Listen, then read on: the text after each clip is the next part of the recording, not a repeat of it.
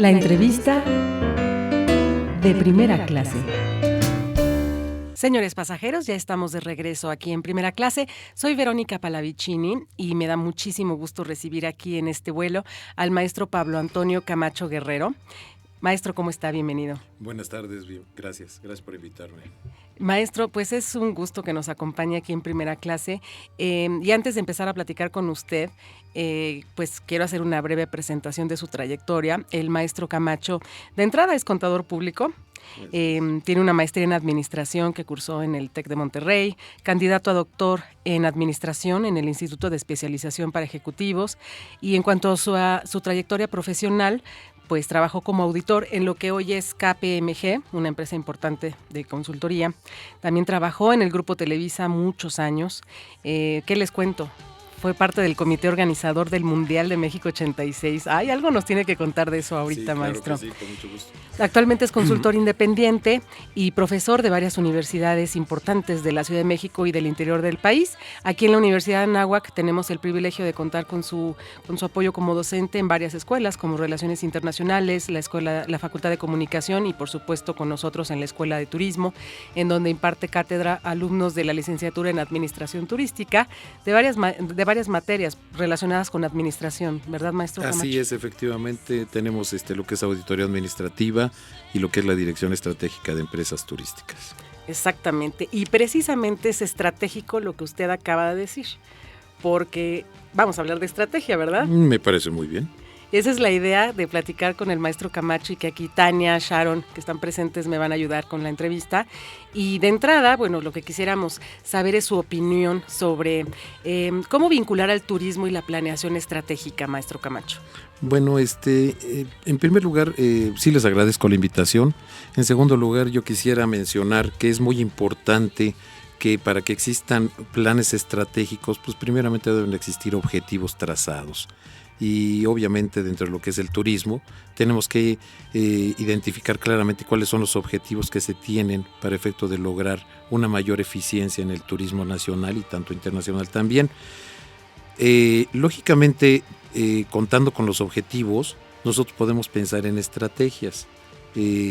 Podríamos decir que, por ejemplo, una estrategia es tratar de buscar un resultado óptimo en cuanto a lo que sería el logro de los objetivos establecidos. Y de ahí, pues obviamente viene lo que es la definición de una estrategia, ¿verdad?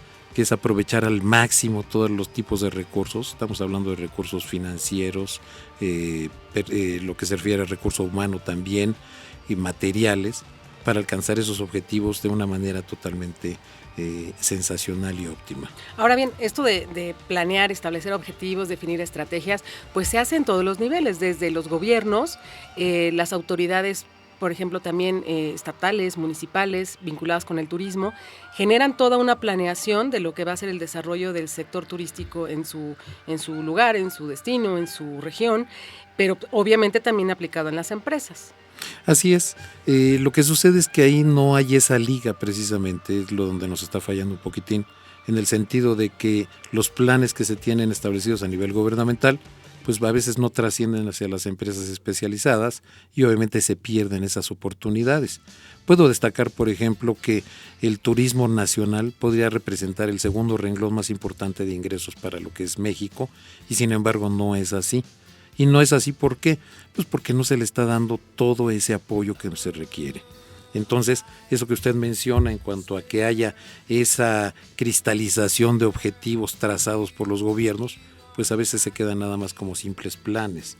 La idea es que sí planeemos, pero que también ejecutemos y que obviamente obtengamos resultados sensacionales, ¿no? Pero pues, desgraciadamente hay veces que se planea, pero no se llegan a los objetivos que se tienen establecidos. De ahí la importancia de la coordinación intersectorial, ¿no? Definitivamente. Entre gobiernos, entre diferentes dependencias, pero también coordinación con el sector empresarial, claro, para que precisamente los planes macros, ¿no?, que tengan las autoridades se cristalicen también en los planes de las propias empresas. Definitivamente, o sea, sucede que hay una desvinculación en ese sentido que usted está mencionando y lógicamente lo que debemos de buscar es precisamente crear esas oportunidades para que la gente pueda aprovechar, sobre todo pensando en nuestra universidad. Aquí tenemos alumnos que son muy creativos en todo este aspecto de turismo, que pueden tener unas ideas sensacionales. Yo he visto planes en cuanto a lo que es mi materia, por ejemplo, de dirección estratégica de empresas turísticas, y que a veces nada más se quedan como un simple plan. ¿Por qué? Porque no encuentran las oportunidades para poderlos llevar a cabo. Puedo destacar que hay talento y lo tenemos, no nada más aquí, en otras universidades también, pero podemos nosotros crear ese vínculo que estamos comentando para efecto de lograr una mayor eficiencia en el turismo nacional y obviamente internacional. Maestro, pero antes que nada me gustaría que nos platicara un poco para que la gente tenga una idea, ¿qué es una estrategia? Bueno, tal y como comentaba yo anteriormente, una estrategia es todo el aprovechamiento adecuado de todo tipo de recursos, estoy hablando de recursos humanos, financieros, materiales, para alcanzar objetivos en forma óptima. Y entonces, perdón que lo interrumpa, ¿la estrategia sería como el cómo plasmado en un enunciado? Podría ser, pero sin embargo es el buscar el mejor camino para lograr que se cristalice el objetivo en forma óptima. O sea, todo el mundo puede alcanzar objetivos, pero no en forma óptima, ¿estamos de acuerdo? Los objetivos a veces se alcanzan y podemos decir que se alcanzan pues, porque se logran a través del tiempo, ¿verdad? Pero no en forma óptima. O sea, al decir forma óptima me refiero pues, al mejor resultado, en el mejor tiempo, con la mejor gente, ¿sí? Entonces, bueno, pues eso es lo que es una definición de estrategia. Y una táctica, podríamos decir, que es parte de lo que es la metodología para llevar a cabo la estrategia. Sí, perdón, ibas a comentar Entonces, algo. Para que nos quede un poco claro, las tácticas son como pequeñas acciones que nosotros hacemos para alcanzar esta estrategia. Definitivamente sí. Mira, para que quede un poco más claro, las estrategias generalmente son a largo plazo y por esas razones que están íntimamente ligadas con los objetivos, pensando que el objetivo es el fin último que queremos alcanzar. Y por otro lado, las tácticas están íntimamente ligadas con las metas, que son los pasos que vamos nosotros logrando para alcanzar el objetivo. Entonces, generalmente son a corto plazo las tácticas, ¿sí? Entonces, así es como debemos de estructurar un plan estratégico completo, pensando en las estrategias ligadas con los objetivos y las tácticas con las metas. Que las metas también son cuantificables, ¿correcto? Definitivamente, igual que los objetivos, son cuantificables y obviamente cumplen con todas las características, ¿no? Como son que sean claras, precisas, concisas, comunicadas, lógicamente medibles, tal y como lo acaba usted de mencionar. Y sobre todo, lo más importante yo aquí lo juzgo que es comunicadas, ¿no? Porque generalmente hay veces que suena lógico que, pues, ¿cómo no se van a comunicar una estrategia, una táctica, ¿verdad? O una meta y un objetivo? Y yo en mi experiencia profesional he visto en empresas donde dicen que todo esto es confidencial. Y entonces pues la gran pregunta se impone y decimos, bueno, ¿y entonces quién lo va a ejecutar? Claro, no se comparten la información, entonces los mismos que la deben de hacer no saben bien qué hacer porque nadie les dice bien y nadie les quiere explicar cómo hacerla.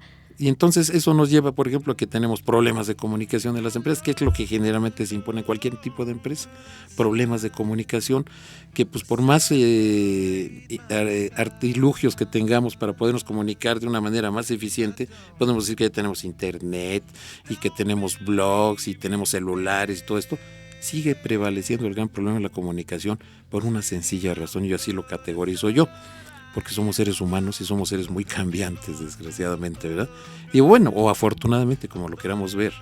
Pero eso es un gran problema que dificulta la comunicación eficiente en cualquier organización. Y, por ejemplo, en la planeación del Mundial, ¿cómo se vivió esa comunicación? Bueno, ahí tuvimos una comunicación totalmente en todos los sentidos. Yo le llamo multidireccional, porque era hacia todos los aspectos, en tanto hacia arriba, hacia abajo, lateral. Y logramos objetivos muy interesantes, sobre todo porque trabajamos bajo presión. No olvidemos que ese mundial llegó a México como una parte de que Colombia, que era el que había sido la primera sede, no lo pudo hacer y nos llegó a nosotros con un retraso de un año. ¿Y eso qué implicó hacia la planeación de ustedes, ese retraso de un año? ¿Fue un mayor reto? Pero lo sacaron adelante y con mucho éxito. ¿Nos podría explicar un poquito de su participación en ese proceso? Sí, cómo no, con mucho gusto.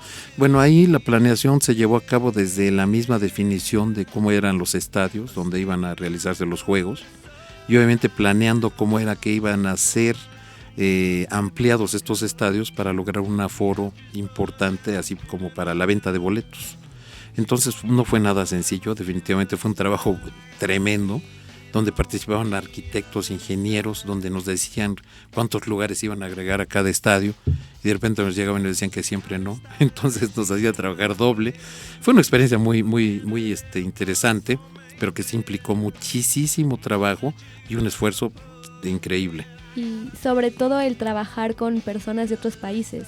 Yo creo que ahí se ve como la diferencia de cómo trabajan unos a cómo trabajan otros, ¿no? Sí, definitivamente la liga que nosotros teníamos, por ejemplo, era con los suizos, que son integrantes de la FIFA, y que pues tenían otro estilo de trabajar, otro horario, otra forma, otras políticas, y que muchas veces, pues a veces nosotros pensábamos que era de una forma y realmente era de otra, entonces tenemos que trabajar muchas cosas al doble, ¿no?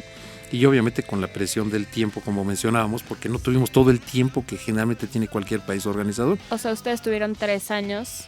Tuvimos 3 años, efectivamente. Y bueno, pues fue un trabajo tremendo. Trabajamos sábados, domingos, días festivos. Terminamos nuestro horario de trabajo a veces hasta las 12, 1 de la mañana, si bien nos iba. Y entonces, bueno, sí, definitivamente ahí logramos estar en línea, porque realmente perdimos mucho peso trabajando demasiado. Y específicamente, ¿cuál fue su función dentro del desarrollo de esta planeación? Bueno, mi función fue en primer lugar determinar claramente cuál iba a ser el aforo de cada uno de los estadios, porque trabajé directamente en la planeación de todo lo que era el boletaje. Y posteriormente fue cuando ya quedó claro cómo iba a ser cada aforo de cada estadio, me pasaron la responsabilidad de lo que es el departamento de acreditaciones, que suena muy sencillo. Yo en aquel entonces no sabía qué rayos era una acreditación.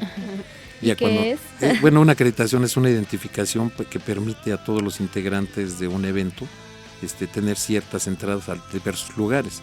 Entonces había diversos tipos de acreditación. Y pues todo eso yo lo tuve que definir, y empezando de cero. Cuando a mí me dieron ese puesto, a mí me dieron el antecedente de que el director de acreditaciones del Mundial de España se había suicidado porque no lo había hecho bien. No, bueno. Entonces yo dije, yo definitivamente no me suicido, ¿verdad? Pero sí le entro a la gran responsabilidad que implica, y con mucho gusto lo hice. Y sí, fue muy fuerte, fue muchísimo trabajo. Teníamos que estar comunicados con Gobernación para certificar a todos los que iban a participar en el evento. Acreditamos cerca de 25,000 personas, entre jugadores, vendedores de estadios, organizadores, en fin. Fue un trabajo muy, muy fuerte, pero pues tuvimos que planearlo también, y tuvimos que crear una definición clara de la planeación que tenemos que llevar a cabo dentro, tanto primeramente en boletaje como después en todo lo que se refirió a acreditaciones. Y una vez que ya llegó el Mundial, ¿usted seguía dentro de la organización o ya? Sí, no. De hecho, ya se fue a ver los partidos. No, ojalá. No creo. Sí vi uno que otro juego, de hecho sí vi la final, sí me tocó ver la final, pero no, mi trabajo seguía porque seguían llegando periodistas, por ejemplo, de todo el mundo. Claro. Y muchos que no habían hecho ningún trámite, que entonces pues teníamos nosotros que avalar si era periodista o no era periodista. Había ciertas reglas, obviamente, que se tenían que respetar, y teníamos nosotros que precisamente investigar si no era alguien que trataba de aprovecharse de un puesto de periodista para estar en el evento, ¿no? Claro. Entonces sí fue un trabajo muy fuerte. Yo no terminé hasta después, porque cuando terminó el Mundial, cuando terminaron todos los juegos, nosotros teníamos que devolverles a cada periodista, por ejemplo, un depósito que habían hecho de $300. Entonces ese fue otro asunto también muy complicado, porque pues todo el mundo llegaba y decía, mis $300 ahorita, ¿no? Y entonces pues sí tuvimos que planearlo y organizarlo debidamente, pues obviamente para no caer en errores. Claro, pero me imagino que ha de haber sido una gran satisfacción cuando terminaron los juegos. Sí, no, definitivamente estuvimos en un evento donde nos felicitaron. De hecho, yo tuve la oportunidad de ser felicitado por lo que hoy es el secretario de la FIFA, Joseph Blatter. Me felicitó y digo, pues realmente es algo sensacional, algo único. Pues qué orgullo, maestro, que haya participado en este evento y tenerlo como profesor en nuestra escuela. Ojalá que quede abierta la invitación, que le haya gustado volar con nosotros en primera clase y nos acompañe en un próximo vuelo, maestro. No, pues claro que sí, con mucho gusto, maestra. Me dará mucho gusto participar nuevamente con ustedes. Y pues no sé si quiere agregar algo a todo esto que estábamos comentando de la planeación o del turismo. Pues, ¿qué tal que queda pendiente otra nueva charla con el maestro Camacho en un próximo vuelo de Claro, primera una- clase? Porque, ¿qué creen, señores pasajeros, maestro Camacho? Es momento de aterrizar. Bueno, pues entonces pongámonos el cinturón para aterrizar adecuadamente. Correcto.